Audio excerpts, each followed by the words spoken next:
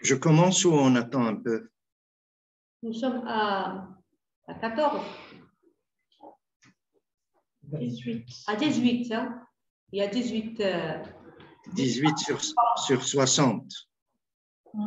Est-ce que l'équipe de l'Université de Rennes et les membres sont tous présents?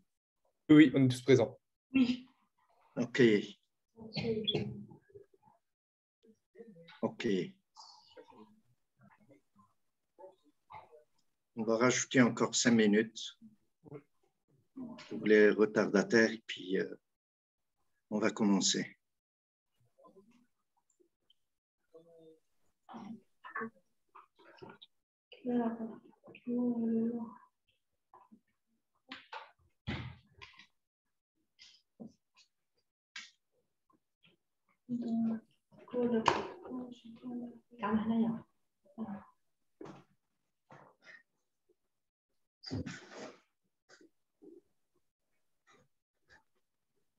Pour l'équipe de l'Université de Rennes, avez-vous déjà entendu parler de la stratégie Océan Bleu? Est-ce que vous m'entendez? Oui, oui, on vous entend. Vous nous entendez? Oui. Tout le monde m'entend, OK. Donc, avez-vous entendu parler de la stratégie Océan Bleu, Blue Ocean Strategy? On a entendu, on a fait un petit peu quelques recherches avant de venir. Vous avez fait, OK. Et qu'avez-vous retenu à travers vos recherches?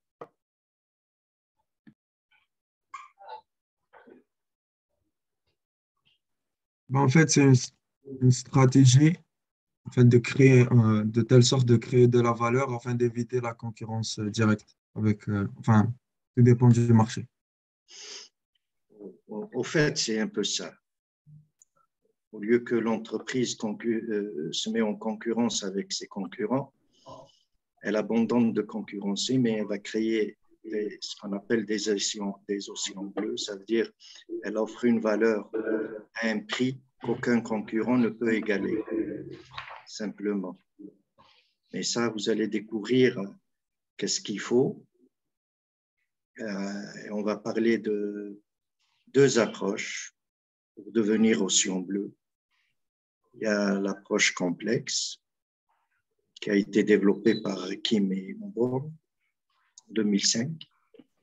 Puis il y a une approche encore plus intelligente qui est basée sur la théorie des contraintes, les plus intelligentes et plus rapides. Et c'est ce que j'ai toujours utilisé dans toute ma carrière professionnelle de conseil. Voilà, quand j'accompagne les entreprises, c'est cette approche-là que j'utilise, qui est basée sur la TOC et le Lean. C'est la synergie TOC-Lean qui permet de se positionner dans une stratégie Océan Bleu. Et aujourd'hui, on va voir tout, qu'est-ce que ça implique. OK. Donc, on va commencer.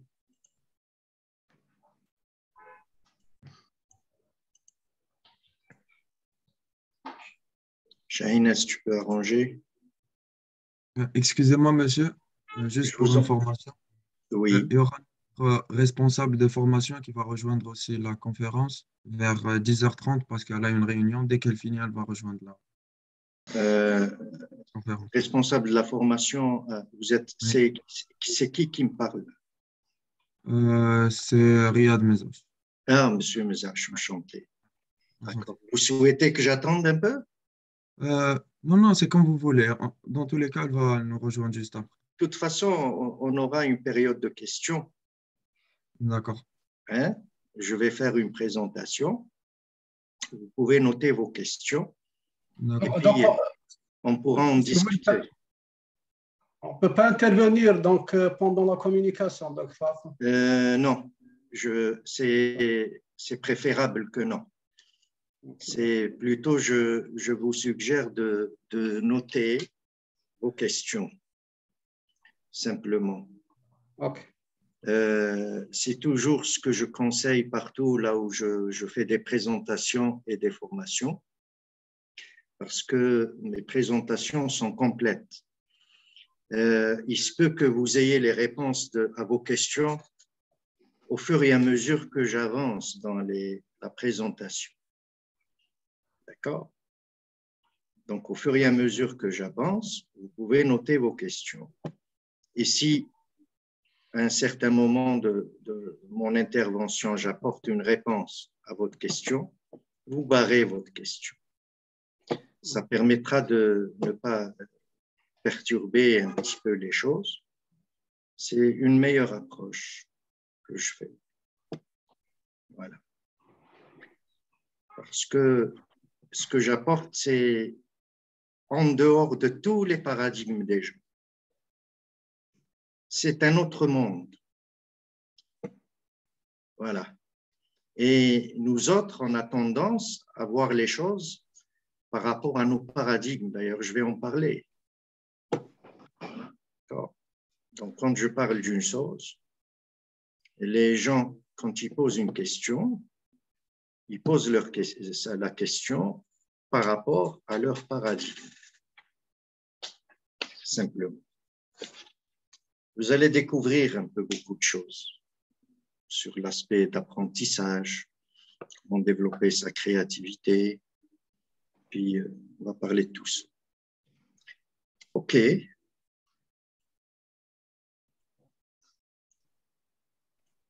Shahina, s'il te plaît, est-ce que tu peux arranger?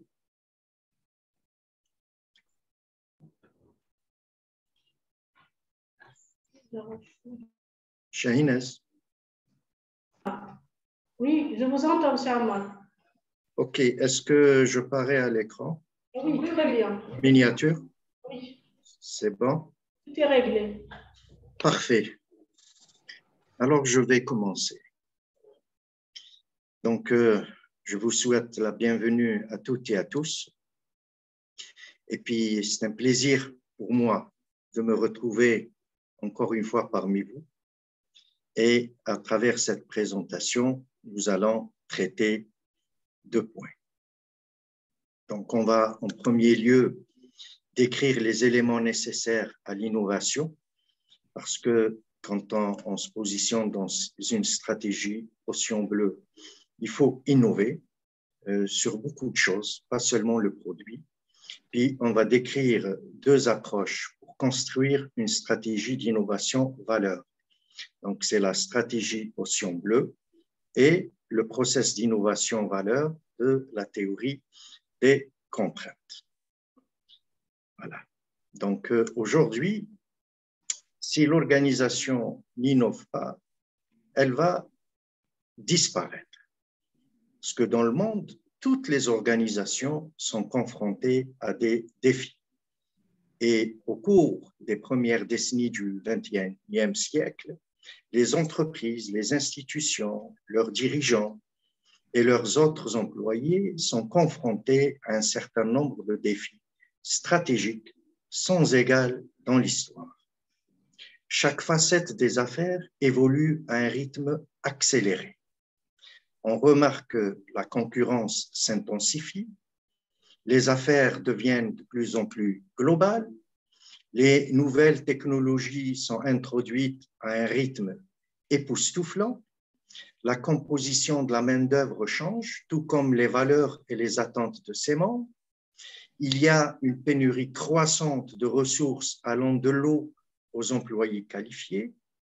L'économie dans le monde est en train de passer d'une économie industrielle à une économie basée sur la connaissance et l'information. On remarque aussi que les conditions de marché et de l'économie dans le monde sont extrêmement instables. Les mandants, tels que les actionnaires, les clients, les employés, les écologistes et toutes les parties prenantes exigent davantage de l'entreprise.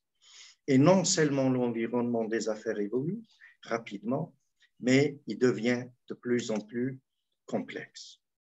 Donc, on se pose une question, comment une entreprise ou une partie de celle-ci peut-elle survivre plutôt et prospérer face à de tels défis. Le monde des affaires, de la stratégie globale aux opérations quotidiennes, regorge de nouveaux problèmes et opportunités. Pourtant, la tâche de simplement faire des affaires demeure. Cela en soi est déjà assez difficile dans tous ces fardeaux supplémentaires. Pour relever ces défis, il faut innover. Mais on ne peut innover sans créativité. L'innovation et la créativité ne peuvent être dissociées l'une de l'autre. Pourquoi sommes-nous dans un monde de défis?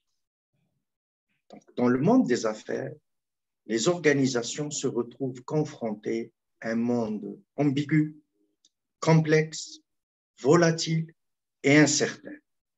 Évoluer dans le monde des affaires d'aujourd'hui nécessite que l'organisation soit anti-fragile.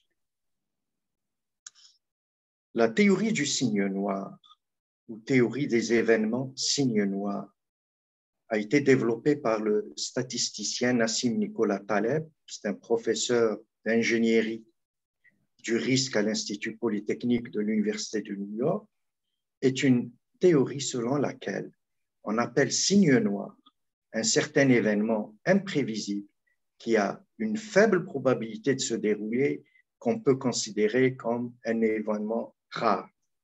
Le monde vient de vivre avec le COVID-19. C'est un signe noir.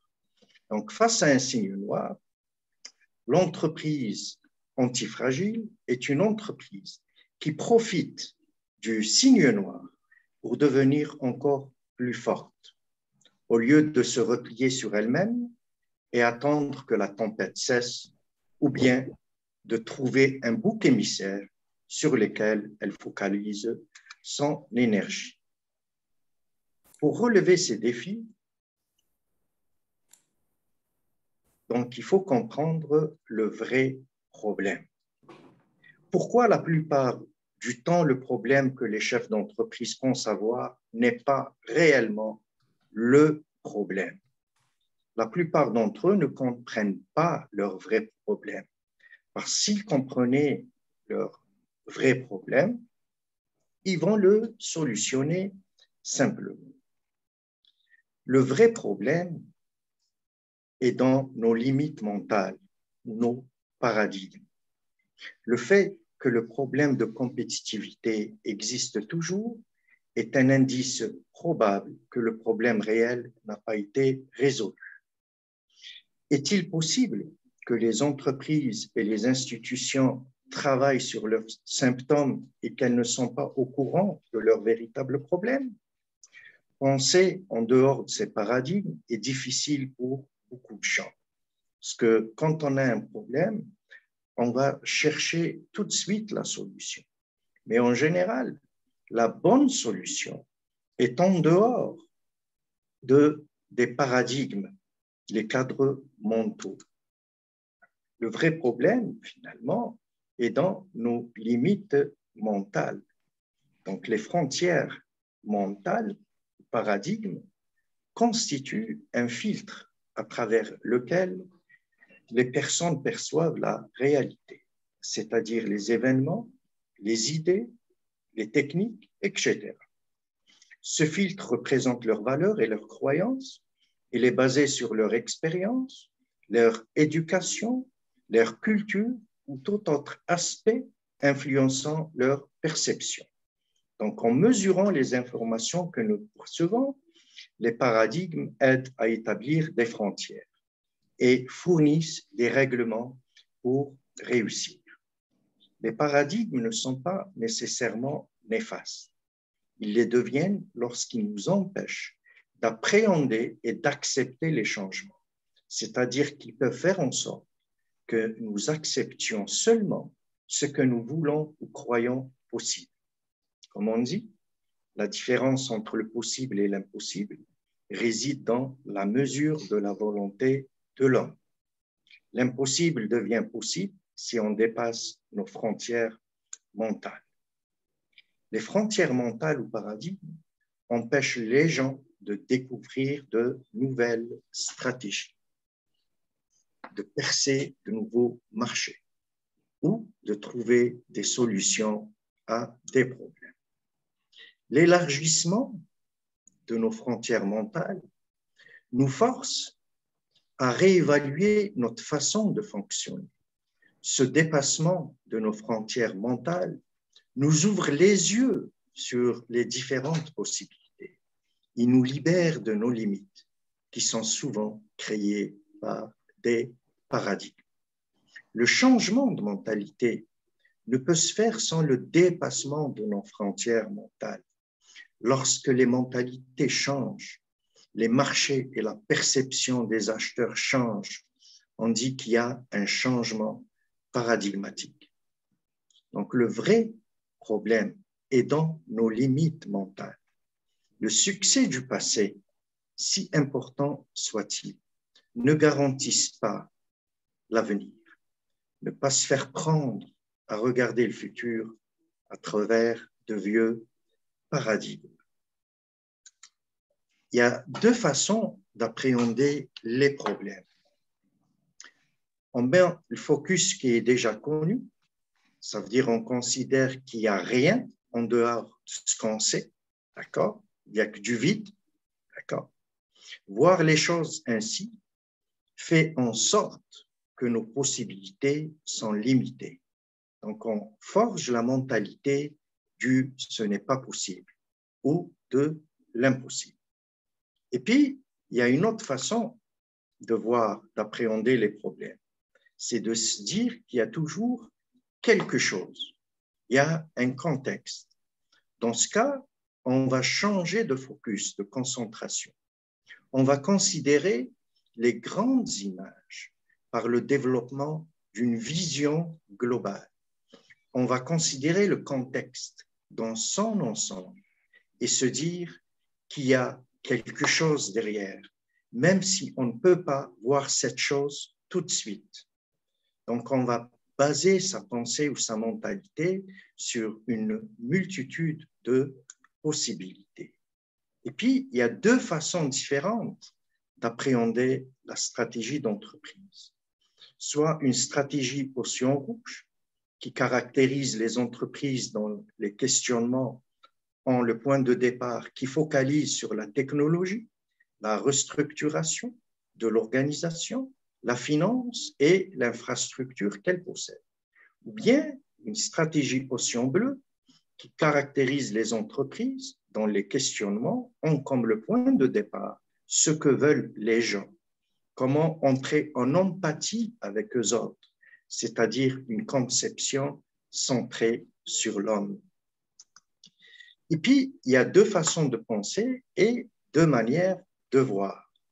Dans la pensée de l'impossible ou du rien et du vide, ça me rappelle Henry Ford qui avait dit « Si j'avais demandé aux gens ce qu'ils voulaient, ils m'auraient répondu qu'ils voulaient des chevaux plus rapides. » Par contre, dans une autre pensée où il y a quelque chose, il y a un contexte, il y a la grande image, Albert Einstein avait dit « Si nous ne changeons pas notre façon de penser, nous ne serons pas capables de résoudre les problèmes que nous créons avec nos modes actuels de pensée. » Donc, pour innover, il faut changer de point de départ.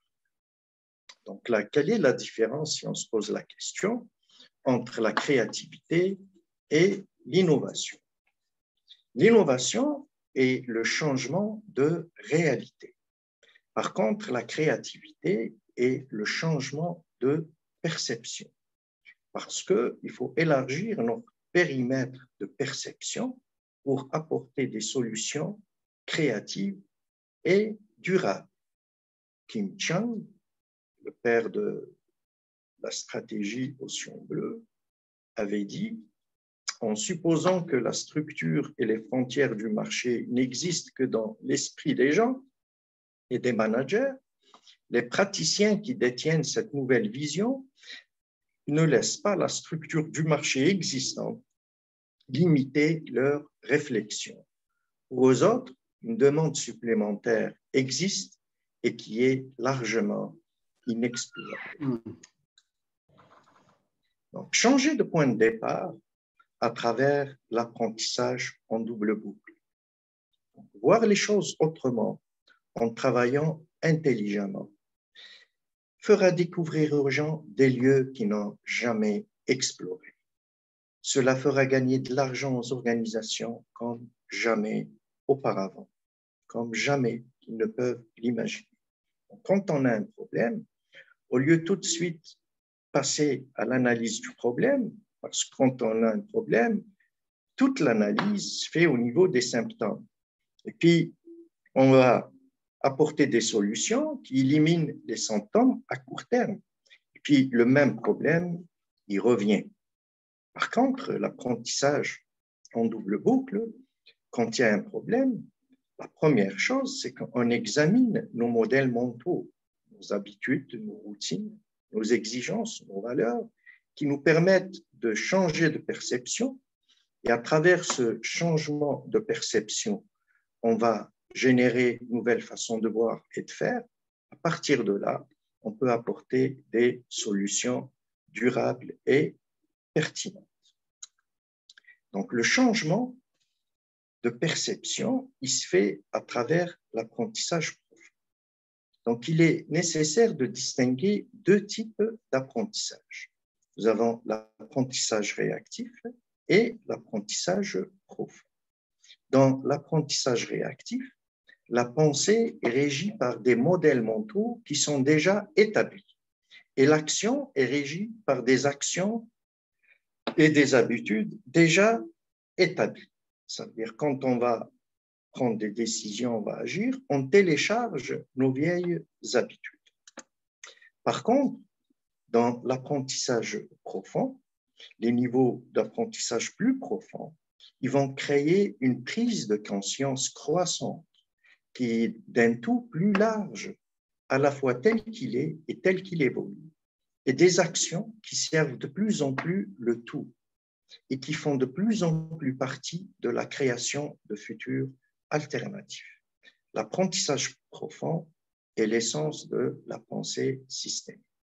Par exemple, nous autres, dans nos actions de conseil et de formation, nous avons développé notre propre pédagogie qui est basée sur cet apprentissage profond, où on fait changer de perception aux gens. Donc, l'innovation en valeur par la stratégie Océan Bleu. Nous venons de décrire les éléments nécessaires à l'innovation. Maintenant, nous allons parler de l'innovation valeur à travers la stratégie Océan Bleu de Kim Champ. L'océan rouge, c'est quoi au juste? Savoir choisir son champ de bataille est un précepte clé de la stratégie d'entreprise. Océan rouge représente toutes les industries qui existent aujourd'hui.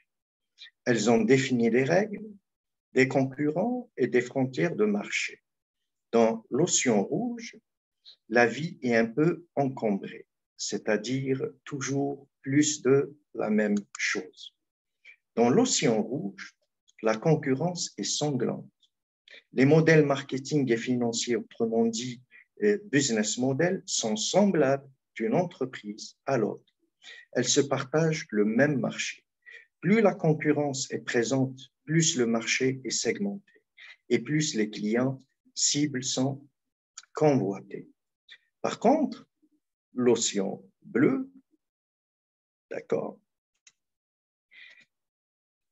fait éviter d'être dans l'océan rouge.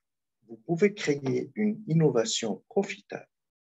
Celle-ci vous transportera dans un nouveau champ concurrentiel où la demande est inexplorée. Il s'agit de la stratégie Océan Bleu. L'idée de stratégie Océan Bleu est née en 2005 avec la sortie de l'ouvrage du même nom des professeurs Kim et Maubois. Cet ouvrage met l'accent sur la capacité de créativité. Dans l'océan bleu, nous créons une nouvelle demande où la rentabilité est forte. Il s'agit d'une terre inconnue, d'un territoire inconnu, qui est créé soit à partir de l'observation des marchés existants et des tendances, soit par une innovation technologique. Océan bleu représente toutes les industries qui n'existent pas aujourd'hui. Il s'agit d'un espace de marché indéfini, autrement appelé opportunité. Les mots-clés dans le positionnement océan bleu peuvent être innovation-valeur, concentration, différenciation, création de demande, nouveaux marchés. Pour passer dans l'océan bleu, il faut penser en dehors de ces paradigmes. Par contre, les mots-clés dans l'océan rouge peuvent inclure les mots tels que concurrence, guerre de prix, part de marché, stratégie agressive, marchandisation, analyse comparative, ce qu'on appelle benchmarking, positionnement stratégique et valeur ajoutée. Puis, l'océan bleu repose sur un triptyque.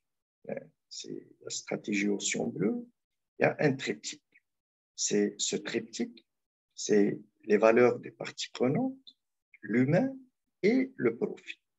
Donc, la définition des valeurs ou l'innovation-valeur, l'analyse des clients et des concurrents permettent de comprendre la valeur attendue par les clients et de définir une stratégie de différenciation par rapport aux valeurs promues, portées par les concurrents. Ainsi, l'objectif des entreprises doit être de créer en permanence de nouveaux océans bleus. Ceci avec l'arrivée de concurrents ayant une stratégie d'imitation et ont tendance à devenir des océans rouges. Vous avez le profit. Il s'agit de valider la rentabilité en comparant le prix de vente avec les coûts. En général, le prix de vente est déterminé par les coûts. Dans le cas de l'océan bleu, on détermine le prix de vente d'une part et les coûts d'autre part. On déconnecte le prix de vente des coûts. Puis, on analyse l'adéquation entre le prix de vente et les coûts. Il s'agit de deux éléments dissociés et non d'un élément, c'est-à-dire le prix de vente qui découle de l'autre qui est le coût. Puis, nous avons l'humain. L'adhésion de l'humain aux valeurs définies est essentielle à la mise en œuvre de ces valeurs.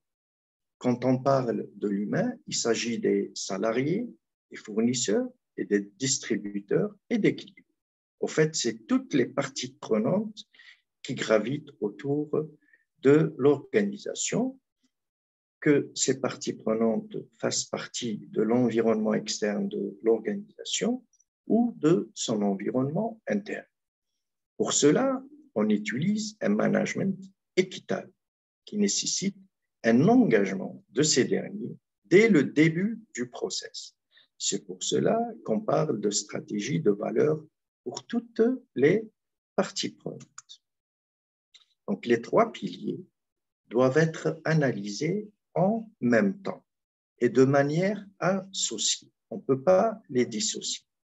Par contre, si on est dans une approche basée sur l'optimisation locale, tout ce qu'on sait, c'est de prendre un système naturel et le décomposer en parties et on essaye de regarder chaque partie seule. Donc, on ne peut pas réussir avec cette pensée. Il faut une pensée systémique. Ainsi, nous pouvons le voir sur le schéma, la stratégie océan bleu est le point d'équilibre ou l'intersection de ces trois propositions. C'est ce qu'on appelle l'alignement.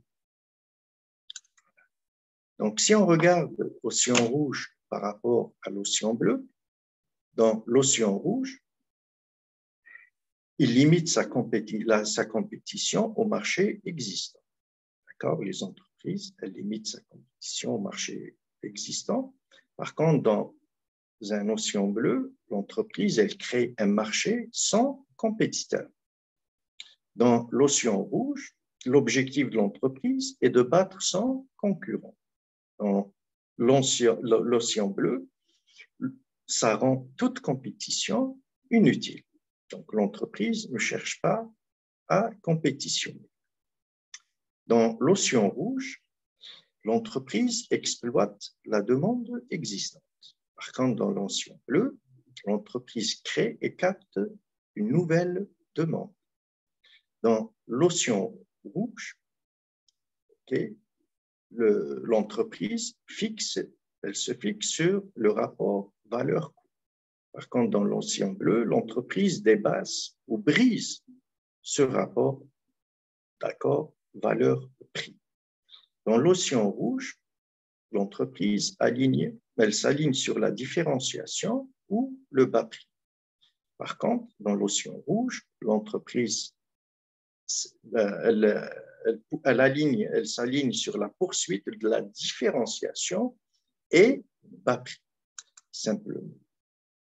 Donc, les prémices de la stratégie océan bleu, pour passer de l'océan rouge vers l'océan bleu, la prémisse est très simple. Donc, pour gagner à l'avenir, les entreprises doivent cesser de se concurrencer. Autrement dit, la seule façon de battre la compétition est d'arrêter d'essayer de battre la compétition. L'innovation en valeur est la nouvelle logique stratégique derrière la stratégie océan bleu. Donc, au lieu de se concentrer sur le dépassement de la concurrence, vous devez vous efforcer de la rendre non pertinente en créant un saut de valeur pour les acheteurs et en créant un espace de marché incontesté. Donc, l'innovation en valeur est la pierre angulaire de la stratégie océan bleu. C'est une poursuite simultanée de la différenciation et du faible coût, créant un saut de valeur pour les acheteurs et pour l'entreprise. Parce que la valeur pour les acheteurs provient de l'utilité de l'offre moins son prix. Et parce que la valeur pour l'entreprise est générée à partir du prix de l'offre moins son coût.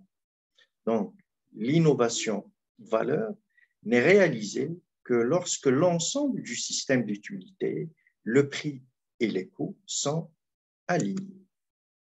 L'accent est mis à la fois sur la différenciation et le faible coût pour fournir la valeur aux clients et à l'entreprise. Il s'agit de baisser ses coûts en réduisant certains éléments que l'industrie considère comme importants et d'augmenter la valeur pour le client en jouant sur les éléments que l'industrie néglige. Donc, la stratégie océan bleu est un cadre de 4 actions. C'est un framework. Ce cadre est utilisé pour reconstruire les éléments de valeur client lors de l'élaboration d'une nouvelle courbe de valeur afin de rendre le compromis entre la différenciation et les coûts bas, d'une part, et pour créer une nouvelle courbe de valeur, d'autre part. Donc, le cadre pose 4 questions clés pour remettre en question la logique stratégique d'une industrie. Donc, à travers ces 4 questions, on va briser le compromis, différenciation ou coût bas en répondant aux 4 questions. Donc, quels facteurs tenus pour évidents par l'industrie devraient être éliminés? Deuxième question, et quels facteurs devraient être réduits bien en dessous des standards de l'industrie? Et quels facteurs devraient être augmentés bien au-dessus des standards de l'industrie? Et la quatrième question, quels facteurs devaient être créés que l'industrie n'a jamais offert? Donc, il faut éliminer et réduire avant d'augmenter et de créer. Voilà. À partir de là, on développe une grille qu'on appelle ERAC. Éliminer, réduire, augmenter et créer. Donc, cette grille, elle complète le cadre des 4 actions. Elle pousse les entreprises à questionner les questions posées dans le cadre des 4 questions et agir sur les 4 pour créer une nouvelle courbe de valeur. ce qui est essentiel pour débloquer un nouvel océan. En poussant les entreprises à remplir la grille avec les actions d'élimination et de réduction, ainsi que des actions d'augmentation et de création, la grille offre aux entreprises 4 avantages immédiats. Cela les pousse à poursuivre simultanément la différenciation et le faible coût pour rendre le compromis valeur-coût. Elle signale immédiatement les entreprises qui se concentrent uniquement sur l'augmentation et la création, soulevant ainsi la structure des coûts et souvent trop d'ingénierie des produits et services, qui est un sort commun dans de nombreuses entreprises. Donc, la grille ERAC est facilement comprise par les gestionnaires à tous les niveaux, créant un niveau élevé d'engagement pour son application. Parce que la réalisation de la grille est une tâche difficile. Elle pousse les entreprises à examiner attentivement tous les facteurs sur lesquels l'industrie est en concurrence, en leur faisant découvrir l'éventail des hypothèses implicites qu'elles font inconsciemment dans ce concurrence. Simplement. Donc, il y a 5 voies, d'accord, de base pour construire les frontières du marché. C'est l'hypothèse sur l'industrie, la stratégie, le marché, les ressources et l'homme. Ces 5 voies permettent d'identifier avec succès des possibilités qui existent, c'est-à-dire les océans bleus commercialement convaincants, en reconstruisant les frontières du marché. Ces voies remettent en question les 5 hypothèses fondamentales qui sous-tendent les stratégies de nombreuses entreprises. Des hypothèses qui maintiennent les entreprises piégées en concurrence dans l'océan rouge. Donc, l'hypothèse sur l'industrie, l'océan rouge, pour lui, l'environnement industriel est une donnée. Par contre, pour l'océan bleu, l'environnement industriel peut être modelé. En termes de stratégie, les entreprises dans l'océan rouge, les entreprises doivent créer des avantages concurrentiels pour battre la concurrence. Par contre, dans l'océan bleu, les entreprises doivent dominer le marché pour rendre la concurrence non pertinente. En ce qui concerne les marchés, pour l'océan rouge, la segmentation permet de focaliser sur les différences que les clients valorisent. Par contre, dans l'océan bleu, seul l'accès au cœur du marché crée un espace suffisant pour croître. En termes de ressources, dans l'océan rouge, on considère les actifs et les compétences sources de leviers stratégiques. Par contre, dans l'océan bleu, la première question est que ferions-nous si nous démarrions de zéro? Simplement, on repart au point zéro. En termes d'offres, dans l'océan rouge, il faut maximiser la valeur de l'offre dans les limites fixées par l'industrie. Par contre, dans l'océan bleu, il faut offrir la solution qui transcende l'industrie, simplement. À partir de là, on a 3 catégories, d'accord, de clients ou d'industrie, ce qu'on appelle la carte pionnier, migrateur, colon. Vous avez les colons qui font de l'imitation en valeur, vous avez les migrateurs qui font de l'amélioration de la valeur, et puis vous avez les pionniers qui font de l'innovation valeur. Donc cette carte, elle sert comme exercice utile pour une équipe de direction d'entreprise poursuivant une croissance rentable. Cela consiste à tracer les portefeuilles actuels et prévus de l'entreprise sur la carte pionnier, migrateur, colon. Les colons sont définis comme des affaires commerciales de type « moi aussi ». C'est la même chose. Les migrants sont des offres commerciales mieux que la plupart sur le marché. Les entreprises pionnières sont les entreprises qui offrent une valeur sans précédent. Ce sont des stratégies de l'océan bleu et ce sont les sources les plus puissantes de croissance rentable, car ces entreprises ont une clientèle de masse. Voyons le cas où le portefeuille actuel de l'offre est envisagé sont principalement constitué de colons. L'entreprise a une trajectoire de croissance faible et largement confinée aux océans rouges.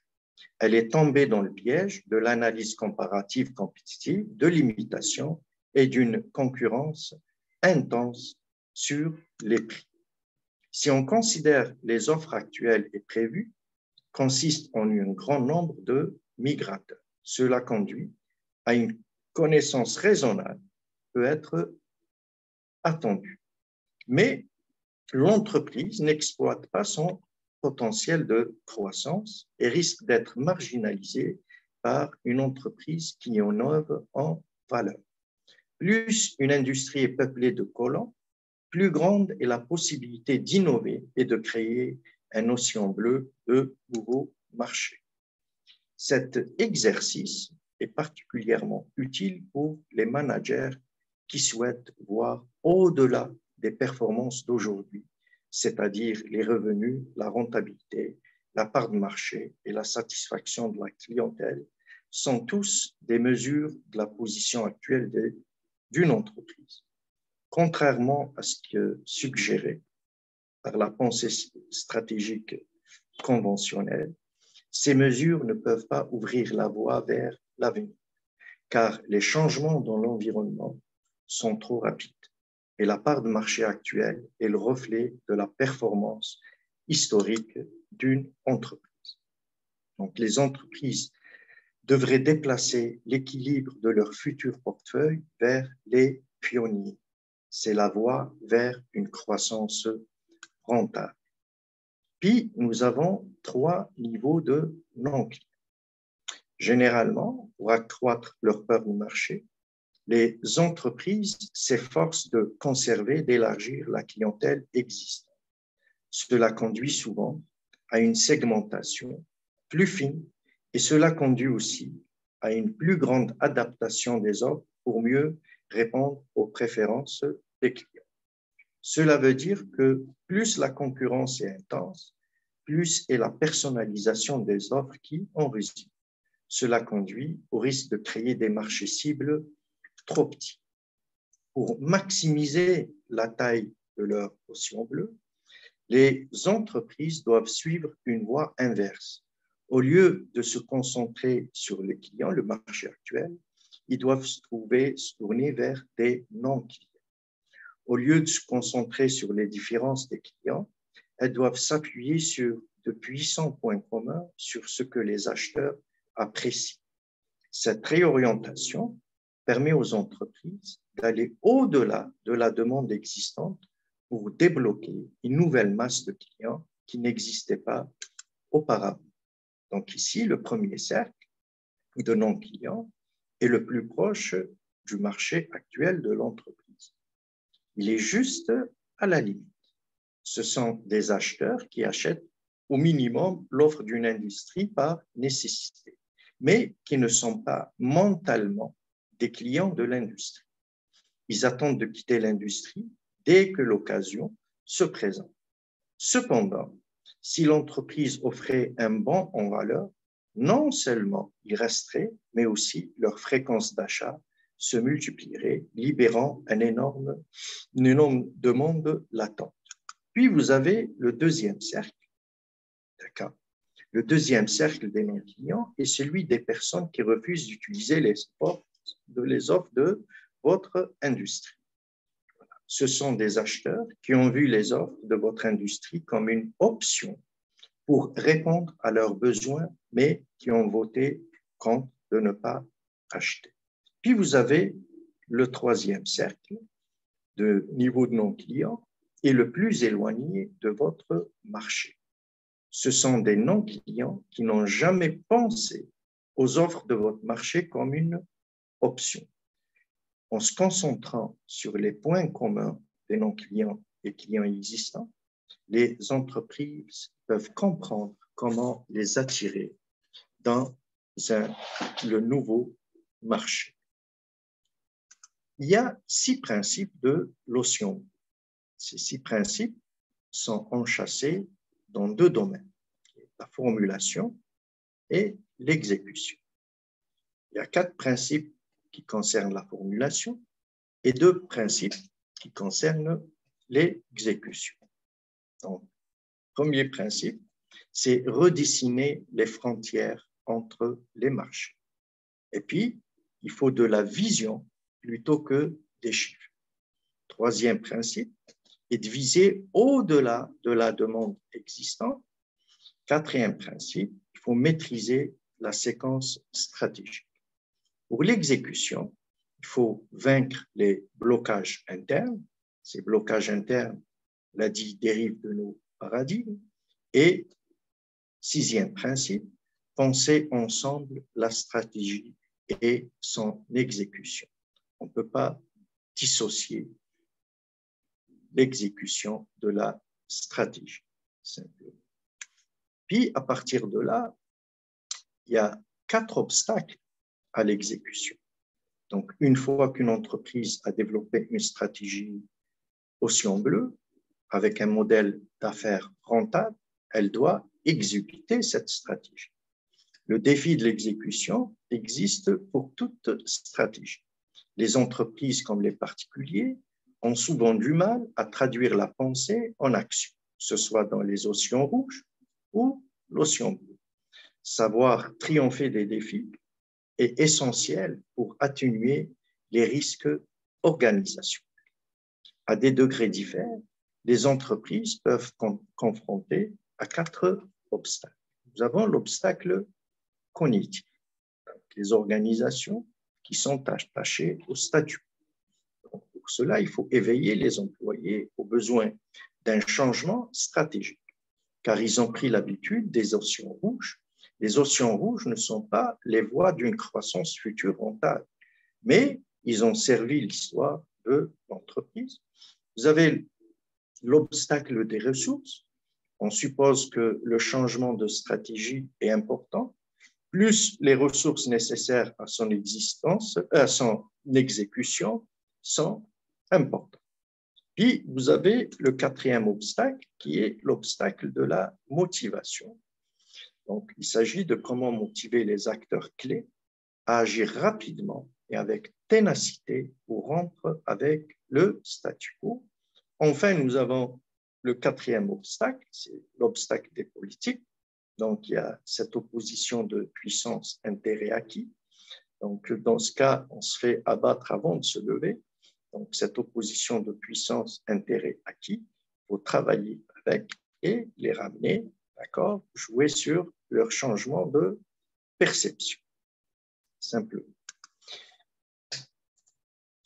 Donc, pour surmonter ces 4 obstacles, les entreprises doivent abandonner la sagesse perçue pour opérer des changements. Donc, la sagesse conventionnelle affirme que plus le changement est important, plus les ressources et le temps dont vous aurez besoin pour obtenir les résultats sont importants. Donc, pour renverser cette sagesse conventionnelle, on utilise ce qu'on peut appeler le leadership du point de bascule. Donc, la théorie conventionnelle du changement organisationnel repose sur la transformation de la masse. Et cette masse-là qu'on doit transformer. C'est-à-dire que les efforts de changement sont axés sur le déplacement de la masse, nécessitant des ressources importantes et de longs délais. Cela est un luxe que peu de dirigeants peuvent atteindre. Par contre, le leadership du point de basculement suit une courbe inverse. Pour changer la masse, on doit se concentrer sur la transformation des extrêmes, c'est-à-dire transformer les personnes dont les actes et les activités exercent une influence disproportionnée sur la performance. Donc, en transformant les extrêmes, les leaders des points de basculement sont capables de faire un changement stratégique rapide et à faible coût pour exécuter leur nouvelle stratégie. Simplement. Puis, pour cela, il faut qu'il y ait un processus de changement équitable. Pour qu'il y ait un processus de changement équitable, là aussi, on a besoin d'un triptyque, d'accord, de 3 éléments. qui se renforcent mutuellement et définissent un process équitable. C'est l'engagement, l'explication et la clarté des attentes. Que les gens soient des cadres supérieurs ou des employés de magasin, ils se tournent tous vers ces trois éléments. Donc, un process équitable intègre l'exécution dans la stratégie en créant l'adhésion des gens dès le départ. Lorsqu'un process équitable est exercé dans la phase de formulation de la stratégie, les gens ont confiance qu'il existe un terrain de jeu égal, inspirant une coopération volontaire pendant la phase d'exécution. L'engagement signifie impliquer les individus dans les décisions stratégiques qui les affectent, en leur demandant leur avis, en leur permettant de réfuter le bien fondé des idées et des hypothèses des autres. L'engagement communique le respect de la direction envers les individus et leurs idées. Il en résulte de meilleures décisions stratégiques de la part de la direction et un engagement accru de toutes les personnes impliquées dans l'exécution. L'explication signifie que toutes les personnes impliquées et les personnes concernées devraient comprendre pourquoi les décisions stratégiques finales sont prises telles quelles. L'explication de la pensée qui sous-tend les décisions donne aux gens la certitude que les dirigeants ont pris en compte leur opinion et ont pris des décisions de manière impartiale dans l'intérêt général de l'entreprise. L'explication permet aux employés de faire confiance aux intentions des managers, même si leurs propres idées ont été rejetées. Elle sert également de boucle de rétroaction puissante qui améliore l'apprentissage. La clarté des attentes exige qu'après la définition d'une stratégie, les dirigeants énoncent clairement les nouvelles règles du jeu. Bien que les attentes puissent être exigeantes, les employés connaissent à l'avance les normes selon lesquelles leur travail sera jugé et les sanctions en cas d'échec. Lorsque les gens comprennent clairement les attentes, les manigances politiques et le favoritisme sont minimisés. Cela permet aux gens de se concentrer sur l'exécution rapide de la stratégie.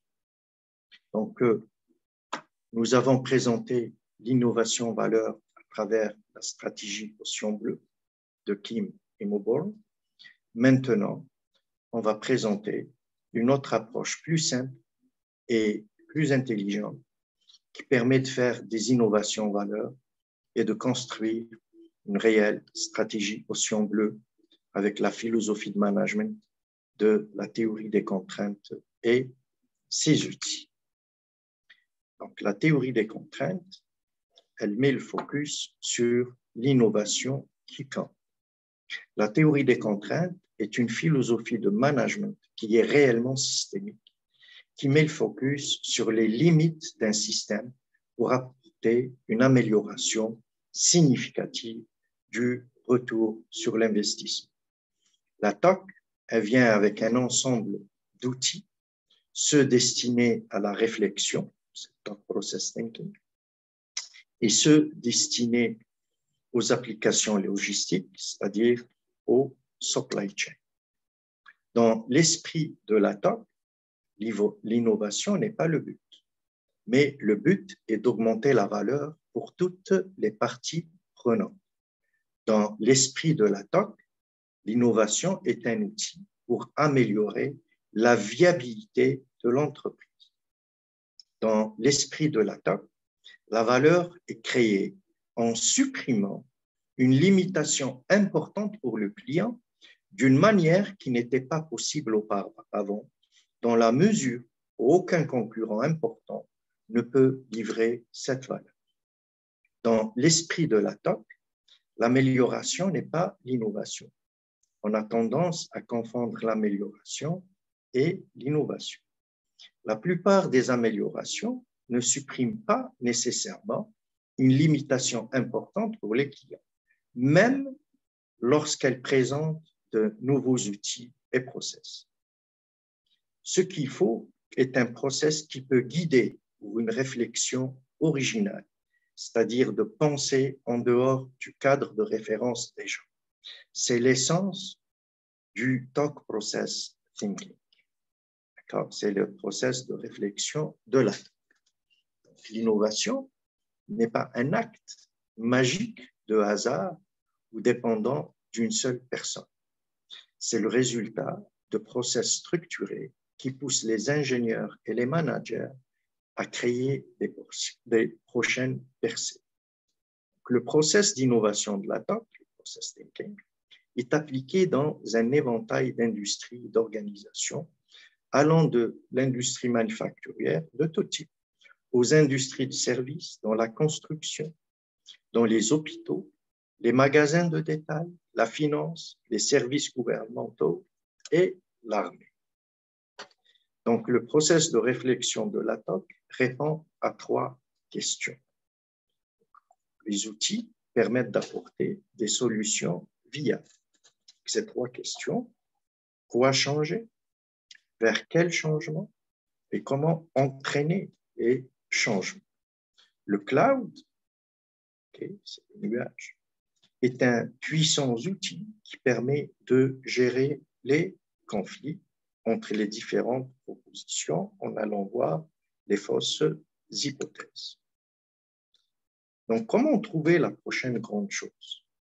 Il est requis de se concentrer sur la réduction des contraintes importantes du client. Pour ce faire, il faut regarder les choses avec différents yeux. D'abord, analyser les moyens de soulager les effets indésirables des clients. Et puis, on va analyser les besoins non satisfaits dans divers segments de marché, on appelle les yeux du marché. Et puis, on va analyser l'impact des changements quantiques dans les paramètres des produits. Donc, comment convertir à ce moment-là l'idée en une entreprise prospère? Donc, une grande valeur ne se vend pas. Il faut éduquer le marché. Donc, on doit comprendre par la dimension la plus difficile et développer à partir de là tout le modèle d'affaires, business model. Il s'agit de définir les éléments qui gravitent autour du modèle d'affaires de manière séquentielle. Donc, il faut déterminer la référence pour la valeur et pour le prix.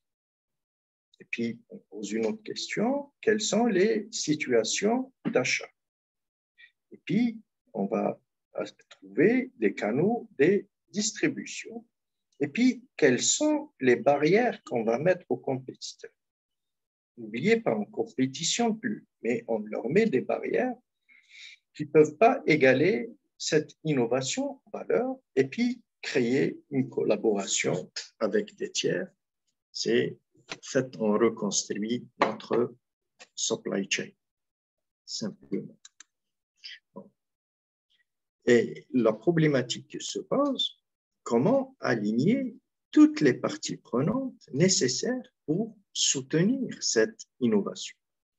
Donc, se concentrer sur la réduction des limites importantes, c'est-à-dire les contraintes importantes du client, il faut, pour la proposition de valeur, il faut une médiation tout au long de l'exécution, il faut un process multifonctionnel et inclusif, c'est-à-dire toutes les fonctions de l'entreprise, et inclusif dans le sens où on va inclure toutes les parties prenantes, et chaque phase impacte l'idée elle-même.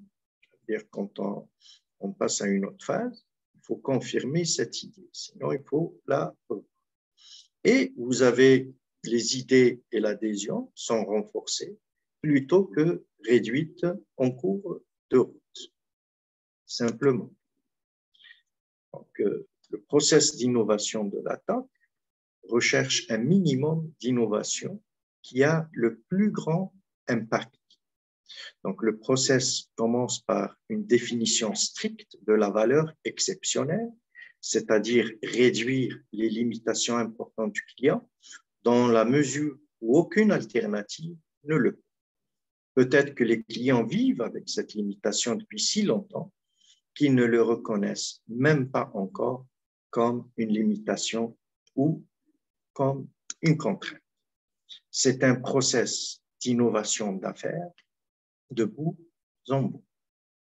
Le process va de l'idéation à la conception du modèle d'affaires jusqu'à l'exécution. Et chaque phase a un impact sur l'idée elle-même, permettant à un cycle naturel d'évolution de l'idée et d'avoir lieu, tout en faisant des progrès significatifs à chaque étape. C'est un process multifonctionnel qui permet de renforcer l'idée plutôt que de la restreindre en cours de route et augmente l'adhésion des gens. Donc, on ne se bloque pas en cours de route. Le process, finalement, d'innovation de la TOC, la théorie des contraintes, c'est une boîte à outils complète qui permet de jouer une belle harmonie entre toutes les parties prenantes.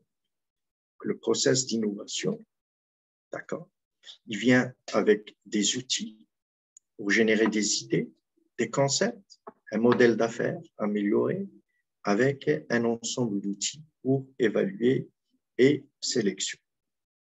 Par exemple, si on veut reconstruire sa supply chain, devenir lean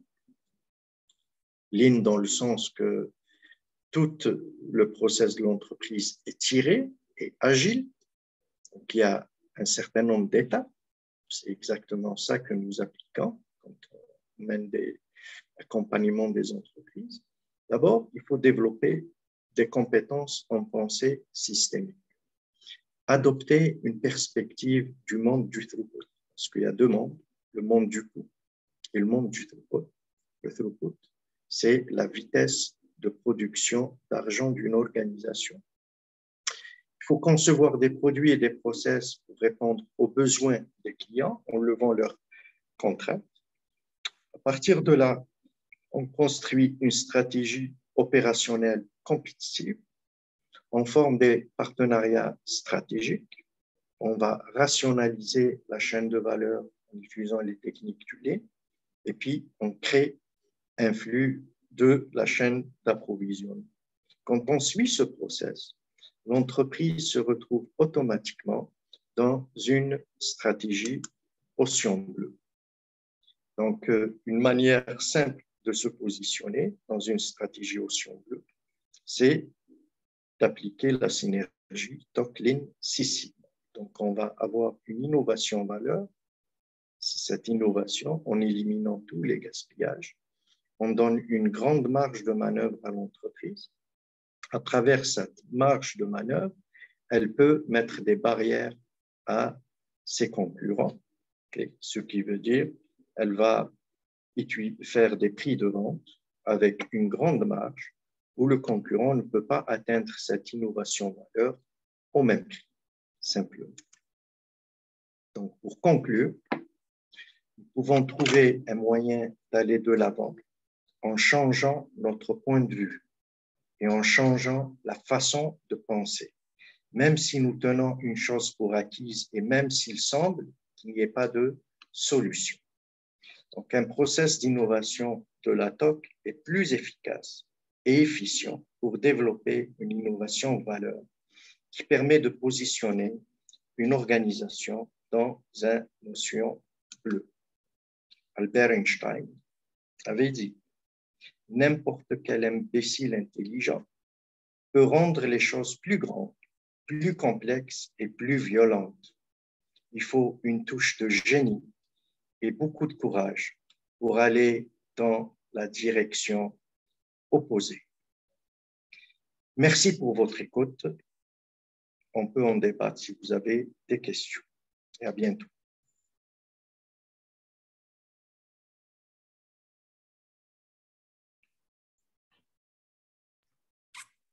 Bien, merci beaucoup. Je vous en prie. Moi, j'aurais une question pour commencer, si ça ne vous dérange pas. OK. Ça sera au niveau de votre parcours. Si vous pouvez en dire plus, un peu plus sur votre parcours pour arriver jusqu'à Océan Bleu, justement. Mon parcours personnel, Oui, c'est ça. Ouais. c'est avec plaisir. Je vais juste comment arrêter le partage là, de l'écran. Comment arrêter le partage? Je pense que c'est ça. OK, c'est bon. Parfait. Par où commencer? Par le lycée? Comme vous voulez, comme vous voulez. On vous écoute. OK. Moi, j'ai fait un lycée technique. D'accord. OK. Donc, je suis titulaire d'un bac technique. Je fais le lycée technique. Et puis, j'ai fait un ingénierat en énergétique. J'ai fait aussi technicien supérieur en automation. J'ai beaucoup de choses. Je travaillais même dans le nucléaire. J'ai conçu des robots. Puis, je suis parti au Canada. J'ai enseigné à l'Université Laval. J'ai poursuivi aussi d'autres études. Okay. J'ai travaillé beaucoup pour les entreprises. J'ai touché même la biomécanique. Okay. Je travaillais avec un laboratoire qui développe la pièce détachée pour les humains à travers des cellules humaines. Donc, j'ai travaillé sur un équivalent vasculaire cultivé in vitro pour faire les greffes de petits vaisseaux sanguins.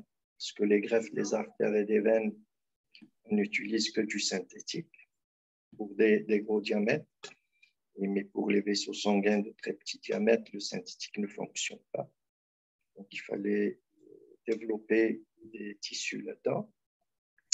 En 1994, avec 4 autres associés du même groupe productif de l'université au Canada, on a créé une entreprise dans l'intégration de systèmes. On faisait dans l'implantation, en ce temps-là, des systèmes MRP2, puis IRP, conception de systèmes automatisés. Puis vers l'année 2000, je me suis réajusté vers le développement humain et le développement organisationnel, simplement. Donc, on a créé SICOM au Canada et puis on est venu nous implanter ici, en Algérie. Nous, on est spécialisé dans le conseil. En Amérique du Nord, on prépare les entreprises à affronter la mondialisation en étant agile. Et puis, on a créé encore une autre école qui fait des masters, des MBA, des mini-MBA, mais avec entièrement une autre approche. Donc, on s'est positionné nous-mêmes dans une stratégie Océan Bleu où nous avons levé les contraintes des écoles de management à travers notre pédagogie. Donc, personnellement, j'ai énormément de réalisations en termes de conception organisationnelle, conception technique, beaucoup de brevets et conception aujourd'hui dans développement humain et organisation. Je dépasse la soixantaine, bien sûr, j'ai tout un cheminement. Ok, d'accord. J'avais une autre question aussi au niveau du coup de la stratégie Océan Bleu. C'était pour savoir le plus gros défi le plus gros défi que vous avez mis en place pour réussir justement à faire fonctionner cette stratégie. Je ne sais pas si vous avez un exemple de type de défi que vous avez eu à mettre en place. Moi, je relève tous les défis. C'est mon rôle, je guéris. Mais je fais faire relever les défis par les gens. Donc, je vous ai dit, c'est toute notre approche d'apprentissage. Je transforme en premier ce que je parlais de leadership, des points de bascule. Je transforme les gens intéressés. Par exemple, en Algérie, je n'accompagne pas si les dirigeants ne se transforment pas en premier. Parce que c'est eux qui doivent relever les défis, pas moi. Moi, je suis médecin et je ne donne pas le poisson. J'apprends aux gens à pêcher. Donc, mon défi, ce que je fais, c'est mon métier. Je fais changer de perception aux gens. Et puis, les gens, ils font eux-mêmes les choses sans se rendre compte. Je leur donne de la volonté. Parce que, n'oubliez pas, il y a une gestion du changement. Et on a développé même un process de gestion du changement. C'est ce que j'appelle le process César. Le C veut dire conscience. Donc, il faut faire prendre conscience aux gens pour leur donner cette envie, cette volonté. Donc, une fois qu'ils ont cette envie, on leur donne les savoirs pour développer leurs aptitudes. D'accord. On les accompagne. Donc, c'est dans l'application qu'ils développent ces aptitudes, puis on fait du renforcement. Moi, je ne donne jamais le poisson. Et c'est notre position au Sion Bleu. Parce qu'en vous apprenant à pêcher, on est toujours à une longueur d'avance. Quand vous voulez pêcher un plus gros poisson, vous allez venir chez qui? Chez nous. Oui, c'est ça. C'est simple que ça. Voilà. Ok. Et à un moment donné, parce que vous avez parlé d'océan rouge et océan bleu, et je me suis demandé, du coup, est-ce qu'il y avait des barrières à l'entrée, par exemple, entre l'océan rouge et de passer à l'océan rouge jusqu'à l'océan bleu, s'il y avait des barrières ou des choses comme ça? Non, parce que l'océan rouge, ça veut dire que vous battez dans un marché avec plusieurs concurrents. Vous faites la même chose. Vous avez pratiquement le même business model. Par contre, pour passer à l'océan bleu, vous n'avez pas besoin de battre les concurrents. Vous rendez vos concurrents impertinents. Et écoutez, actuellement, je suis en Algérie. Nous offrons un MBA qui n'a pas d'égal au monde à ce prix-là. Okay. Je me l'applique. Vous m'avez compris. Il y a la valeur qu'on donne par rapport au prix et aucune école ne peut concurrencer. Parce que nous avons levé les contraintes des écoles de management. Par exemple, vous faites un master, vous avez plusieurs thèmes. Chaque thème, chaque sujet est donné par un professeur différent, mais aucun ne fait le lien entre les différents sujets. Nous autres, non. On a levé ça. On joue sur les interactions entre les différents corps de connaissances. Vous voyez, on a levé les contraintes des écoles de management. Donc, on donne une grande valeur. Simplement. Bien sûr, on s'est basé sur notre force. Oui. Et c'est cette force mon rôle ici, de former une relève et de consolider cette force, tout simplement. D'accord, ok. Voilà. Et à un moment, vous avez parlé aussi vous avez parlé de 4 obstacles de l'exécution, donc au niveau cognitif, ressources, politique et motivation. Ah oui. Et je voulais savoir, c'était quoi le plus dur, enfin l'obstacle le plus dur entre les 4? C'est l'obstacle cognitif. Ouais, c'est lui le premier. Ok. Et pas la motivation? Non, la motivation, après, avec les outils de la TOC, c'est une approche systémique. Quand on se fixe un but, il y a des conditions nécessaires. Il faut satisfaire ces conditions nécessaires. Les 3 conditions nécessaires génériques, par exemple, pour une organisation, qu'une entreprise puisse faire du profit, il y a 3 conditions nécessaires. Elle doit satisfaire ses clients, elle doit satisfaire la satisfaction des employés dans leur travail et elle doit satisfaire les actionnaires. C'est toute une approche systémique. Donc déjà, ces 3 éléments offrent cette motivation. D'accord? Okay. Au fait, quand vous avez une pensée système, où vous considérez les attentes de toutes les parties prenantes, c'est une forme de façon de motiver les gens. Et une autre forme de motivation, c'est la vision aussi, là où l'entreprise veut aller.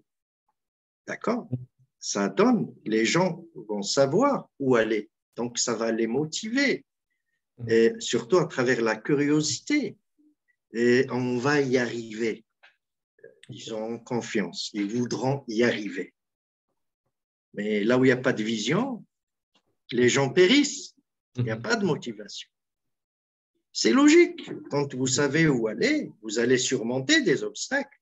Mais vous ne savez pas où aller, vous serez démotivé d'avancer par la peur, simplement. D'accord, ok.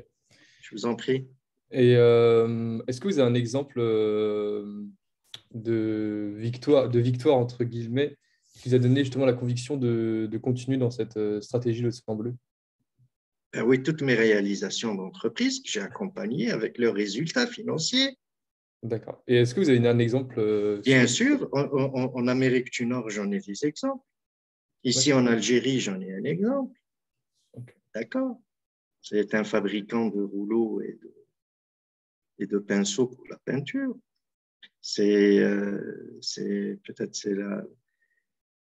Il se compte parmi très peu dans le monde qui ont utilisé la synergie Top-Lean, qui fait du business intelligence, qui prennent les bonnes décisions a priori. On n'a pas besoin du contrôle gestion, puisqu'il prend les bonnes décisions a priori. Et tous ces indicateurs financiers sont alignés. Hein? Vous avez les charges, les dépenses en régression continue, le profit en progression continue, la rotation des stocks, elle est en augmentation, on continue. D'accord? Tout ce qui doit régresser dans une entreprise, il régresse, et tout ce qui doit augmenter, il augmente. C'est ce qu'on appelle l'alignement.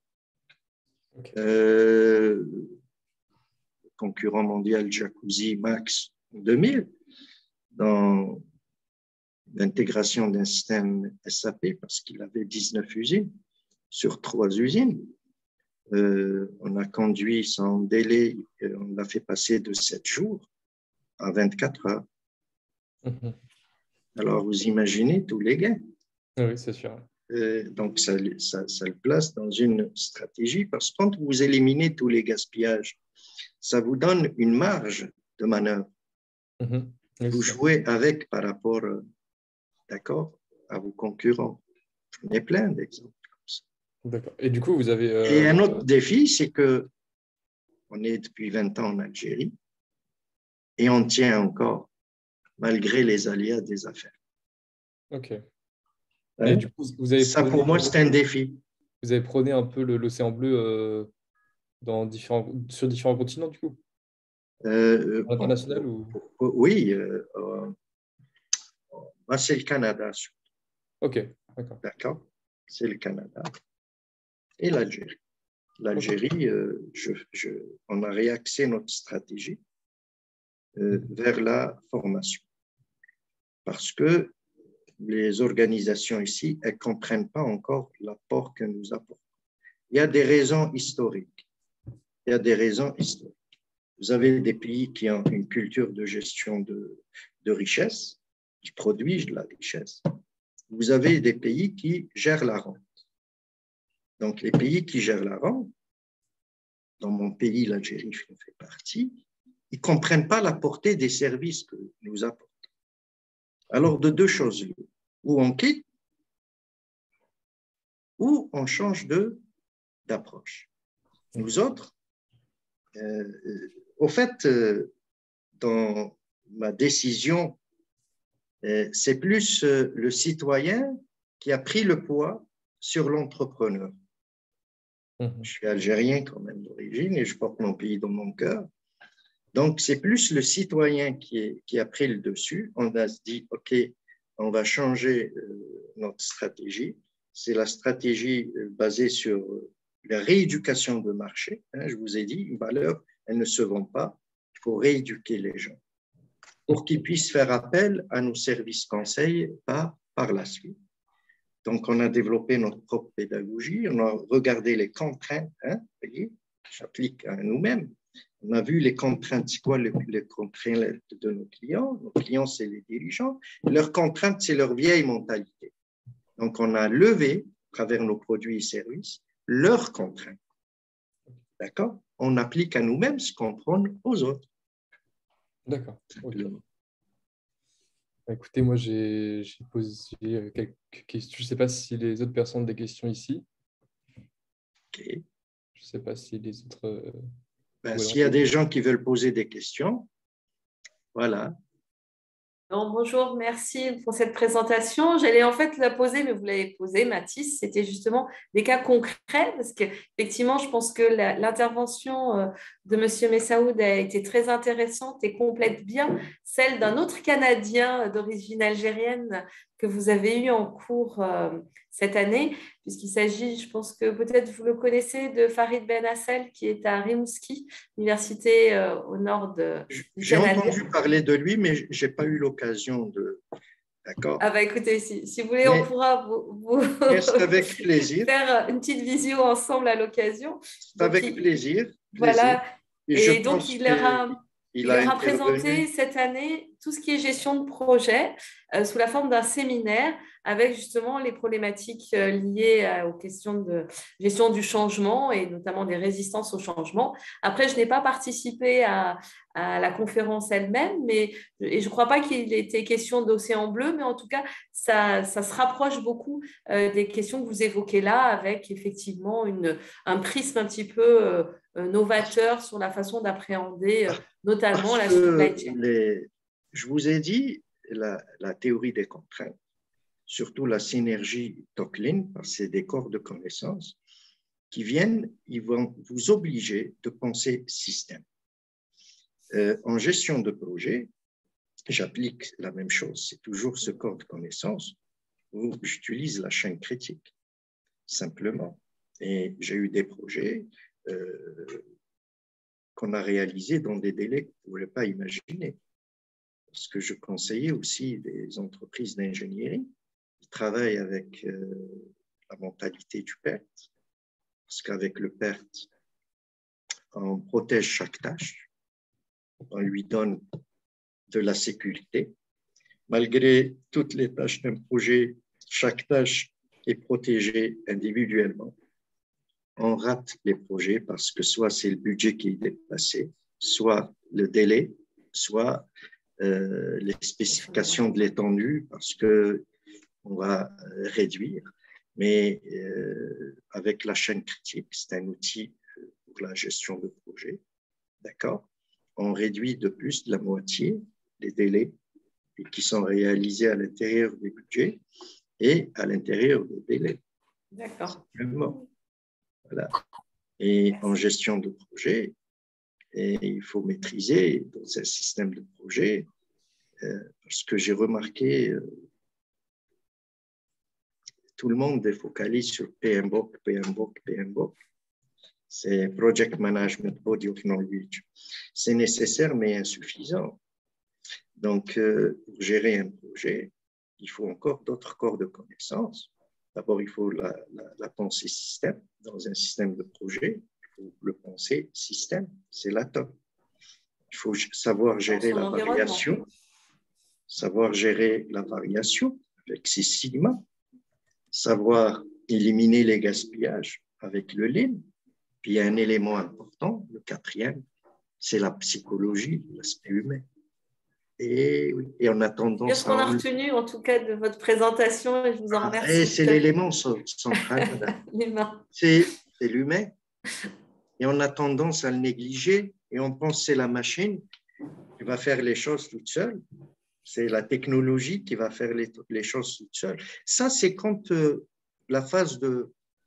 Parce que les entreprises, elles restent encore confinées dans un vieux paradigme où tout ce qui est produit est vendu. Donc, on met l'emphase sur la technologie. Aujourd'hui, on est parce la gestion de production, on est passé par 3 phases. Tout ce qui est produit est vendu, on était dans un état de pénurie. Et puis, aussitôt que la concurrence commence, il y a un basculement entre l'offre et la demande. On est passé à la phase produire ce qui sera vendu. Aujourd'hui, le gap entre l'offre et la demande est immense. Aujourd'hui, il faut produire ce qui est déjà vendu.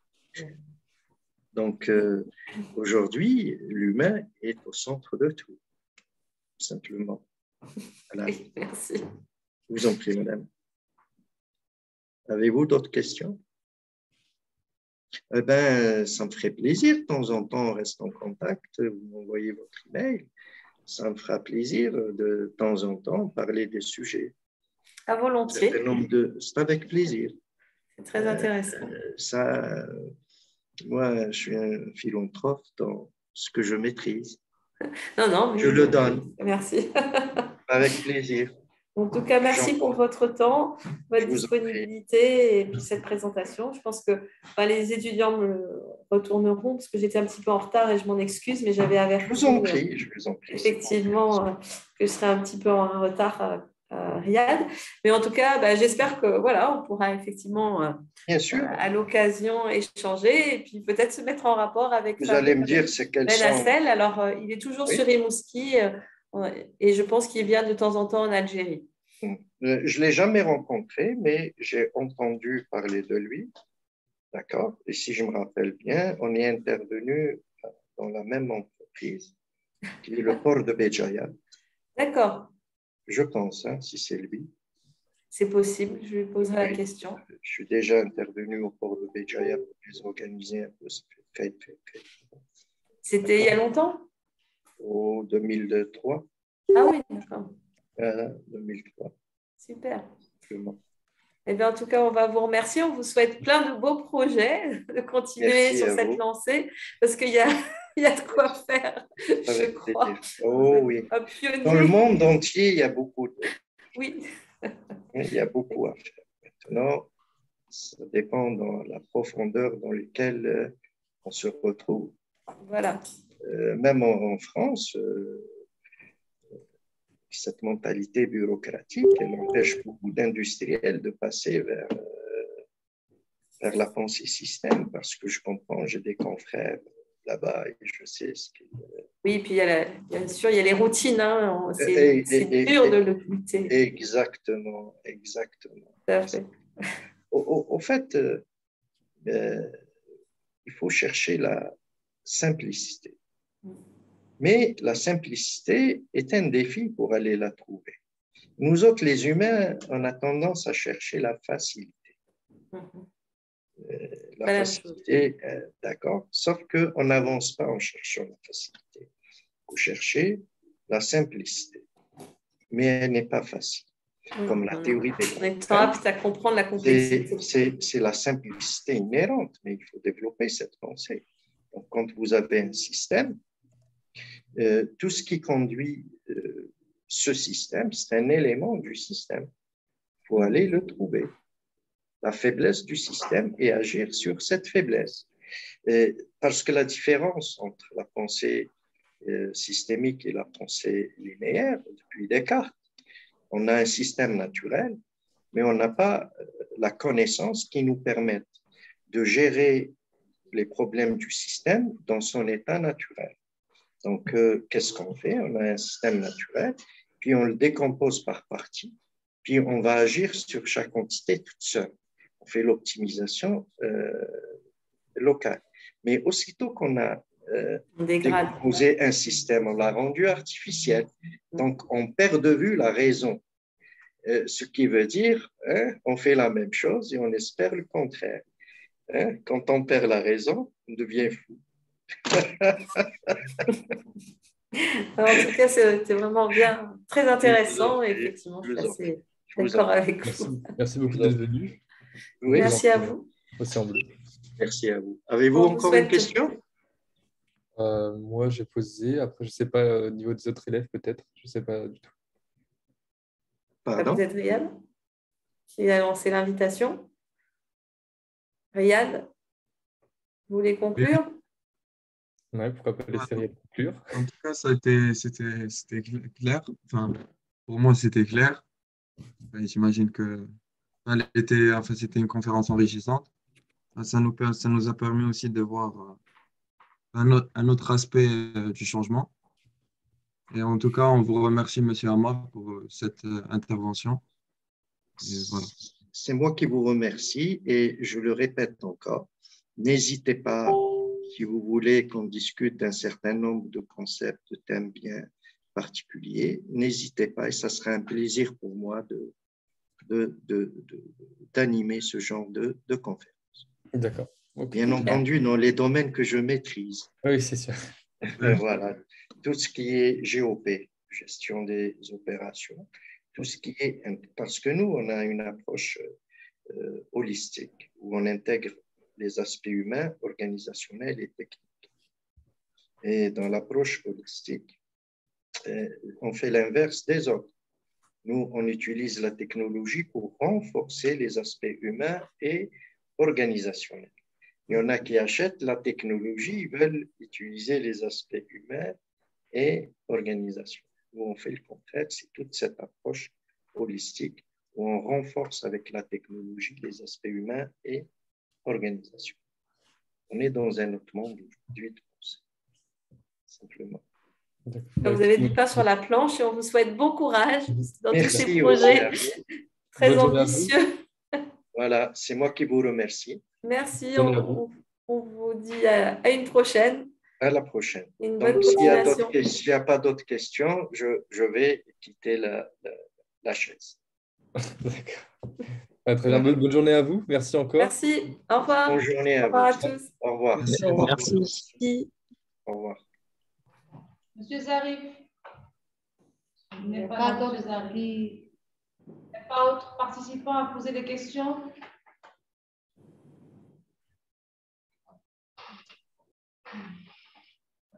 Donc, nous vous remercions pour votre assistance.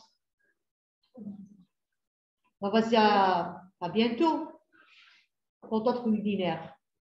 OK. Shahina, vous mettez fin? Oui. OK, vous pouvez mettre fin?